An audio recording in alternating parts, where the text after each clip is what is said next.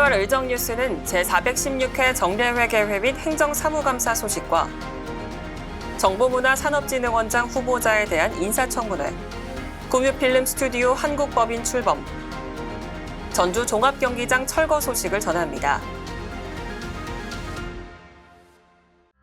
안녕하세요. 전주시 의회 의정뉴스 아나운서 오유진입니다. 이제 본격적인 추위가 기승인데요. 따뜻한 연말 보내시길 바라며 11월 전주시 의회 주요 의정 소식을 전해드리겠습니다.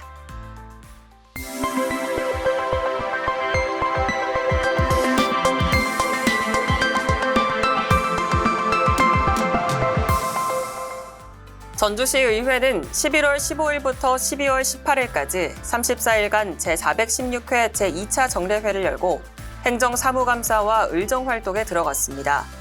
이번 회기에서 시의회는 조례안 21건을 비롯해 총 55건의 안건을 심사했으며 제1차 본회의에서 6명의 의원이 5분 자유발언을 통해 전주시 정책에 대해 적극적으로 건의했습니다. 또 김학송 의원이 대표 발의한 공공 와이파이 국비 예산 정상화 촉구 결의안과 최서연 의원이 대표 발의한 청년월세 지원사업 정상지원 촉구 건의안이 제1차 본회의에서 채택됐는데요. 김학송 의원은 재정이 열악한 지자체가 공공 와이파이 설치 비용까지 부담하는 건 큰 어려움이라며 정부의 예산 정상화를 촉구했고, 최서연 의원은 청년월세 지원 사업이 긍정적 효과를 내고 있지만 예산 부족으로 어려운 상황이라며 정부의 적극적인 지원과 사업의 지속을 요청했습니다. 다음은 제416회 정례회 기간 중 11월 18일부터 26일까지 진행된 2024년도 행정사무감사 소식입니다. 행정위원회는 전주시 기획조정실, 양구청 등 10개 부서와 출연기관을 대상으로 행정사무감사를 실시했습니다. 주요 감사 내용으로는 지방채 발행, 저출생 대책, 민간위탁 회계 처리, 전주 정보문화산업진흥원 운영 등이 다뤄졌으며 예산과 사업 추진 상황에 대한 면밀한 점검과 개선 요구가 이어졌습니다. 최용철 행정위원장은 이번 행정사무감사는 효율적인 예산 편성과 내실 있는 정책 추진을 위한 다양한 의견 제시의 장이었다며 감사에 제기된 지적사항이 시정에 반영될 수 있도록 적극 행정을 바란다고 말했습니다. 복지환경위원회는 복지환경국과 자원순환녹지국 등 6개 부서를 대상으로 감사를 진행했습니다. 이번 복지환경위원회 행정사무감사에서는 전동보장구 충전소 개선, 수돗물 공급 사업, 의료 폐기물 지도 감독 문제 등이 지적됐으며 개선책 마련이 요구됐습니다. 김윤철 복지환경위원장은 어려운 재정 상황으로 인해 복지 분야의 사업 예산 반영이 어려운 실정이지만 꼭 필요한 사업들은 지속 추진돼야 한다며 복지환경위원회의 지적사항을 검토해 내실 있는 사업 추진을 바란다고 전했습니다.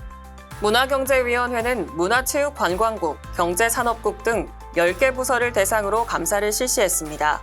이번 감사에는 김치산업관, 최명희 문학관 운영실태 점검과 함께 왕해공원 프로젝트, 드론산업, 아중호수 유원지 조성 사업 등에 대한 질의가 이어졌습니다. 전윤미 문화경제위원장은 전주시는 이러한 지적사항을 겸허히 수용하고 추후 재지적되는 일이 없도록 사업 수행에 만전을 기해달라고 당부했습니다. 도시건설위원회는 광역도시 기반 조성실, 대중교통국 등 5개 부서를 대상으로 감사를 진행했습니다. 도시건설위원회의 감사에서는 버스 지간선제, BRT 사업, 전시 컨벤션 사업 등 도시개발 및 교통사업의 문제점과 개선 방안에 대한 논의가 있었습니다. 박형배 도시건설위원장은 전주시가 시민에게 이익이 될 수 있는 방향으로 사업을 추진하고 이번 행정사무감사에서 지적된 사항을 시정에 반영해달라고 주문했습니다. 다음은 제416회 정례회 기간 중 진행된 각 상임위원회 현장활동 소식입니다.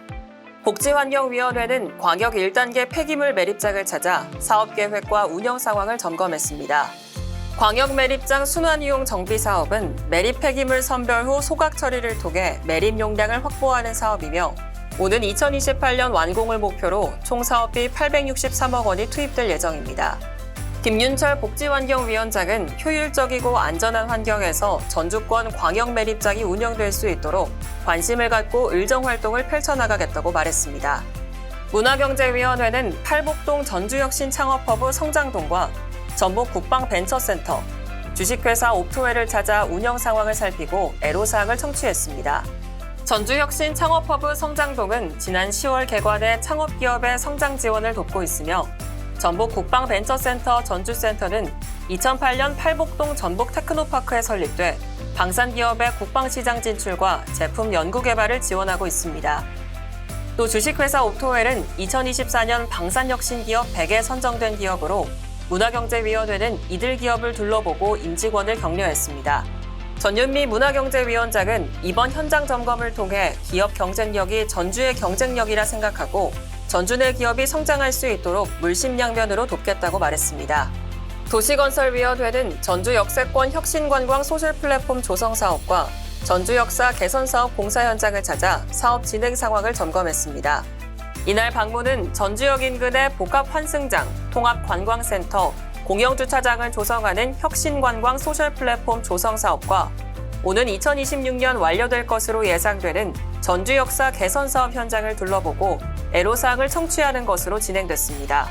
박형배 도시건설위원장은 대표 관광도시인 전주를 찾는 관광객들이 불편을 겪지 않도록 현장의 목소리에 귀를 기울이고 연구하는 현장 활동으로 시민 불편 해소에 최선을 다하겠다고 말했습니다.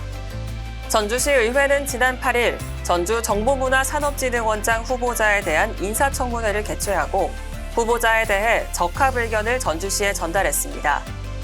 이번 청문회는 지난 7월 진행된 첫 청문회 이후 두 번째 열린 것으로 당시 의회는 후보자에 대해 부적합 의견을 냈고 전주시는 이를 수용해 9월 원장 채용 절차를 다시 진행한 바 있습니다.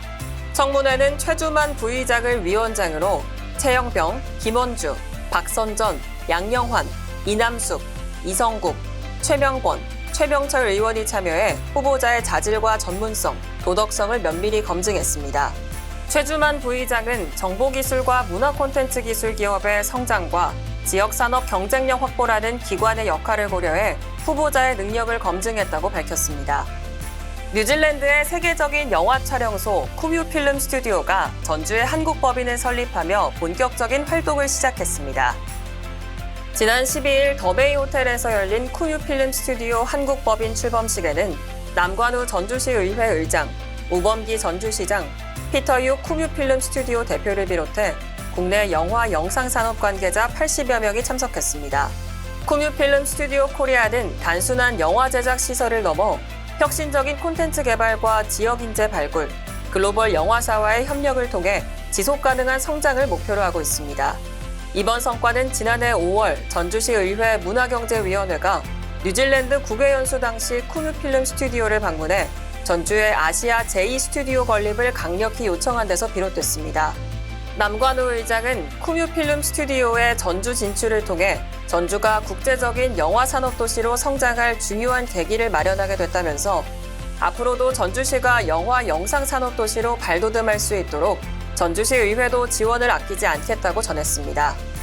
전주시 의회는 행정사무감사와 2025년도 예산안 심사를 앞두고 의정활동 강화를 위한 업무 연찬회를 열었습니다. 이번 연찬회는 전남 여수에서 1박 2일 일정으로 진행됐으며 행정사무감사 주요 전략과 예결산 심의 시 핵심 포인트에 대한 질의응답으로 이루어졌습니다. 남관우 의장은 행정사무감사와 예산 심사를 앞두고 정보 공유의 시간을 갖게 돼 매우 유익한 시간이었다며 이번 연찬회를 통해 얻은 지식과 정보를 바탕으로 더욱 예리하고 촘촘한 감사와 예산 심사를 하겠다고 강조했습니다. 지난 60여 년간 전주의 중심지 역할을 해온 전주 종합경기장이 본격적인 철거 절차에 돌입하며 시민들의 추억 속으로 남게 됐습니다. 지난 25일 전주 종합경기장 부지에서 남관우 전주시 의회 의장, 우범기 전주시장 등 500여 명이 참석한 가운데 철거공사 안전기원 착공식이 열렸습니다. 전주 종합경기장은 사전 절차가 끝나는 대로 철거를 시작해 내년 상반기까지 철거를 완료할 계획이며 이후 부지에는 새로운 랜드마크가 될 전시복합 산업단지가 들어설 예정입니다. 남관우 의장은 전주 시민의 삶과 함께해온 전주 종합경기장이 전시복합 산업단지로 재탄생해 전주 경제의 원동력이 될 것으로 기대한다고 말했습니다. 이상으로 11월 전주시 의회 의정 뉴스를 마칩니다. 이제 2024년도 얼마 남지 않았는데요. 연말의 설렘과 2024년을 보내는 아쉬운 감정이 함께 드는 것 같습니다. 한 해를 마무리하는 이 시기에 소중한 분들과 뜻깊은 시간 보내시고 희망과 기대로 가득한 연말연시 보내시길 바랍니다. 감사합니다.